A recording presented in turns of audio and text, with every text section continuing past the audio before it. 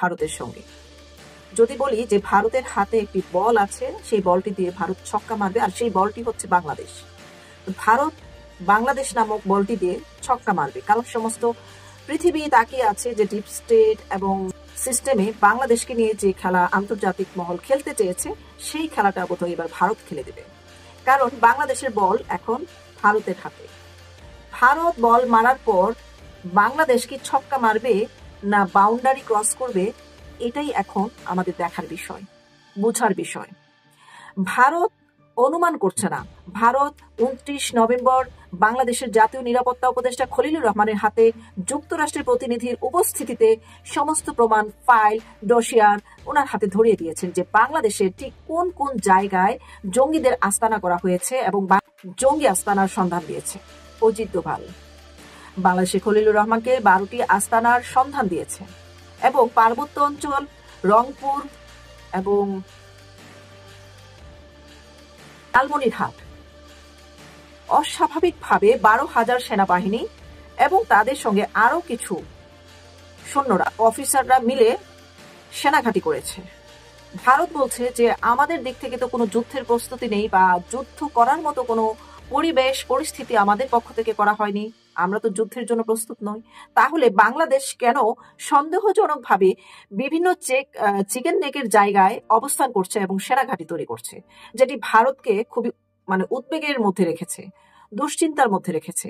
এবং ভারত এইভাবেই যদি বাংলাদেশের কার্যক্রম ঘটতে থাকে, খুব বেশি সময় বাংলাদেশকে দিবে না যেন বাংলাদেশ ভারতের উপরে বড় ধরনের কোনো হামলার আক্রমণ করার সুযোগ পায়। তার পূর্বেই ভারত সিদ্ধান্ত নিয়ে নেবে যে বাংলাদেশকে ঠিক কিভাবে মোটিভ করতে হবে বা কিভাবে নিয়ন্ত্রণ করতে হবে। যেহেতু বাংলাদেশের যে বর্তমান সরকার ডক্টর ইউনূস বসে আছেন, তাকে সমস্ত ফাইল বুঝিয়ে দেওয়ার পরেও, বারবার সতর্ক করার পরেও তিনি কেন এই চিকেন নেক নিয়ে বারবার কথা বলছেন, বারবার তিনি জঙ্গিদেরকে সাপোর্ট করছেন, এই জিনিসগুলি যদি তিনি করতে থাকেন এবং তার নিয়ন্ত্রণের বাইরে যেহেতু চলে গেছে, সেহেতু যখন ভারতের কোন রকম হস্তক্ষেপ বাংলাদেশে পড়বে, তখন যেন বিশ্বের যে মোড়লরা বসে আছে বাংলাদেশকে দেখার জন্য যে কি হবে, তাদের মুখ বন্ধ করার জন্য অজিত দোভাল যে ছক্কাটি মেরে ফেলেছেন অলরেডি, সেটি হচ্ছে বাংলাদেশের যে ডসিয়ার ফাইল, জঙ্গিদের যে তথ্য প্রমাণ সবকিছু বিভিন্ন রাষ্ট্রের প্রতিরক্ষা মন্ত্রণালয়ে জমা দিয়েছেন এবং এই ফাইল অস্বীকার করার মতো কারো কোনো ক্ষমতা নেই। কোনো ক্ষমতা নেই বাংলাদেশের এই জঙ্গিদের নিয়ে তথ্য উপাত্ত প্রমাণকে অস্বীকার করা। এই মুহূর্তে যদি ভারত যে কোনো সময় বাংলাদেশের জঙ্গি নিধনের জন্য কার্যক্রম চালায়, তাহলে বাংলাদেশ কারো কাছে গিয়ে দাঁড়িয়ে বলতে পারবে না যে আমরা তো যুদ্ধ চাইনি, আমরা তো এরকম ছিলাম না, আমরা তো এরকম চাইনি, আমরা তো ওইরকম চাইনি। এই কথাগুলো যেন বলতে না পারে এবং কোনো রাষ্ট্রের কাছে যেন সাহায্য সহযোগিতা চেয়ে না পায়।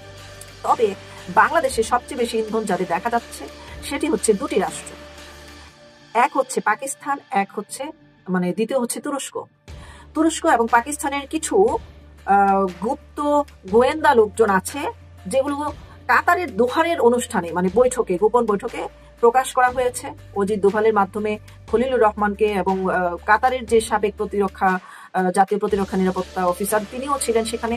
ওনার সামনে বলা হয়েছে যে বাংলাদেশে পাকিস্তানি এবং তুরস্কের কিছু লোকজন রয়েছে, তারা ডিসেম্বরের মধ্যে যদি বাংলাদেশ ত্যাগ না করে, তাহলে কিন্তু তাদেরকে কিভাবে বের করতে হবে সেটা ভারত ভালো করেই জানে।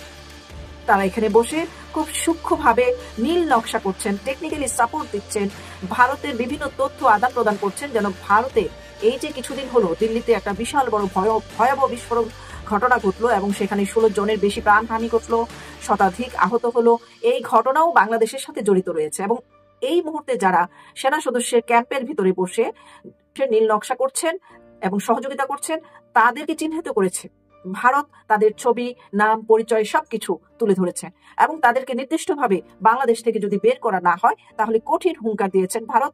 তারা যে কোনো পরিস্থিতি, যে কোনো সার্জিক্যাল স্ট্রাইক নিতে প্রস্তুত। এবং আপনি আসলে অবাক হবেন, অলরেডি সার্জিক্যাল স্ট্রাইক নীরবে নিবৃতে 3 থেকে 4 দিন হয়ে গেছে। সীমান্তে উগ্র জঙ্গিবাদী 13 জনকে হত্যা করা হয়েছে, 13 জন জঙ্গিবাদী নিহত হয়েছে ভারতীয়দের হাতে। সার্জিক্যাল স্ট্রাইক অলরেডি হয়েছে এবং এটা চালু থাকবে।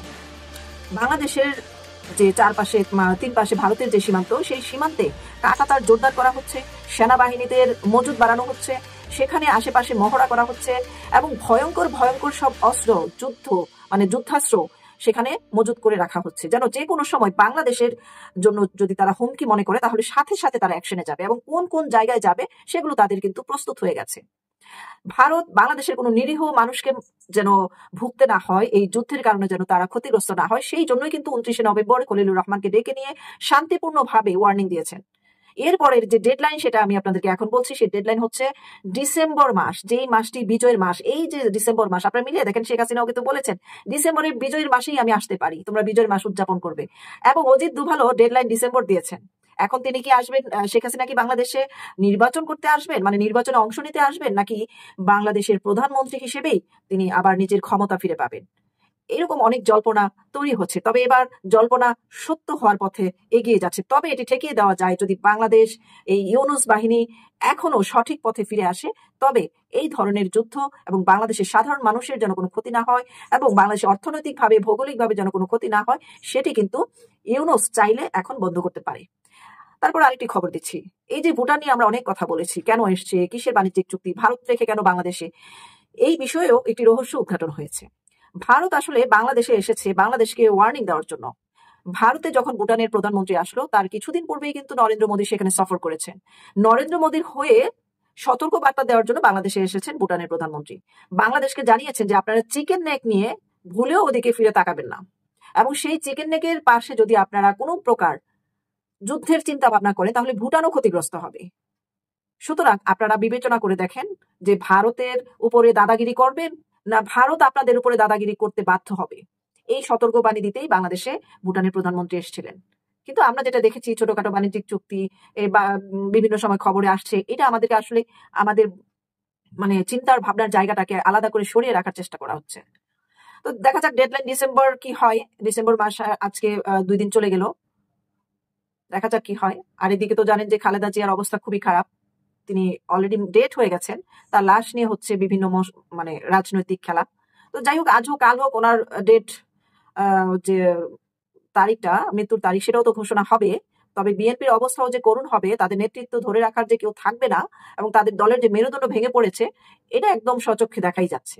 তো বাংলাদেশের হাল ধরার জন্য আসলে শেখ হাসিনার যে বিচক্ষণ রাজনীতিবিদ এই মুহূর্তে আমাদের চোখে আর কাউকে পড়ছে না। তো ভিডিওটি ভালো লেগে থাকলে বেশি বেশি করে শেয়ার দেন, লাইক, কমেন্ট, শেয়ার।